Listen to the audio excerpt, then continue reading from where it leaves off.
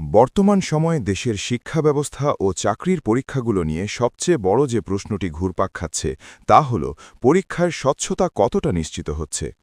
নকল, প্রশ্নভাস এবং বিভিন্ন অনিয়ম যেন অনেক ক্ষেত্রেই একটি সাধারণ সমস্যায় পরিণত হয়েছে, যা শুধু মেধাবীদের প্রতি অন্যায় নয়, বরং পুরো জাতির ভবিষ্যৎকে হুমকির মুখে ফেলছে।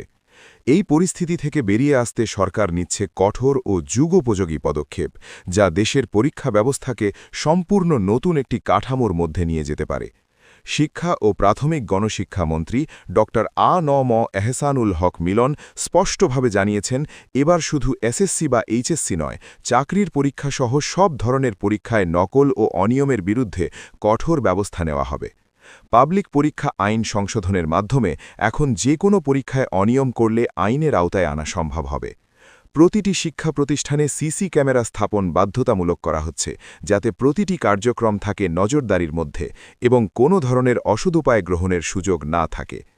আর্থিক সমস্যার কথা বিবেচনায় রেখে সরকার নিজেই সহায়তা দেবে এবং নিরবচ্ছিন্ন বিদ্যুৎ সরবরাহ নিশ্চিত করতে আইপিএস ব্যবহারের নির্দেশনাও দেওয়া হয়েছে।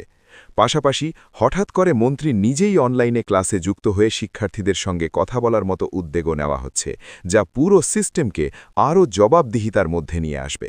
সব মিলিয়ে এই পরিবর্তন শুধু নিয়মকানুন কঠোর করা নয়, এটি একটি স্বচ্ছ, আধুনিক ও মেধাভিত্তিক বাংলাদেশ গড়ার পথে একটি বড় পদক্ষেপ। তাই এমন গুরুত্বপূর্ণ ও আপডেটেড তথ্য পেতে ভিডিওটি অবশ্যই লাইক করুন, আপনার মতামত জানাতে কমেন্টে লিখুন এবং আপনার বন্ধুদের সঙ্গে শেয়ার করে সবাইকে জানিয়ে দিন। ফেসবুক ও ইনস্টাগ্রাম পেজ ফলো করতে ভুলবেন না, কারণ এখানেই আপনি পাবেন প্রতিদিনের গুরুত্বপূর্ণ শিক্ষা ও চাকরির আপডেট। আর যদি এখনও আমাদের ইউটিউব চ্যানেলটি সাবস্ক্রাইব না করে থাকেন, তাহলে এখনই সাবস্ক্রাইব করে পাশে থাকা বেল আইকনটি অন করে দিন, যাতে নতুন কোনো ভিডিও বা আপডেট আপনি মিস না করেন। সবাইকে ধন্যবাদ।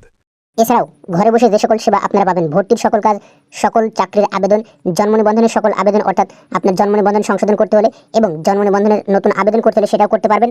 ভোটার আইডি কার্ডের সকল আবেদন অর্থাৎ ভোটার আইডি কার্ড সংশোধন করতে হলে এবং নতুন করে আবেদন করতে হলে, সার্টিফিকেট সংশোধন অর্থাৎ আপনার সার্টিফিকেটে কোনো ভুল থাকলে সেটা সংশোধনের জন্য আবেদন করতে হলে, অনলাইনে সকল আবেদন অর্থাৎ যে কোনো ধরনের পাসপোর্ট হোক বা ভিসা বলেন বা যে কোনো ধরনের টিকিটের কাটতে হতে পারে, সকল কাজই আপনারা করতে পারবেন ঘরে বসেই এবং বিভিন্ন ধরনের গ্রাফিক্স ডিজাইনও করে নিতে পারবেন আমার মাধ্যমে। তো আমার সাথে কাজ করতে হলে অবশ্যই স্ক্রিনে দেওয়া নাম্বারে যোগাযোগ করতে হবে।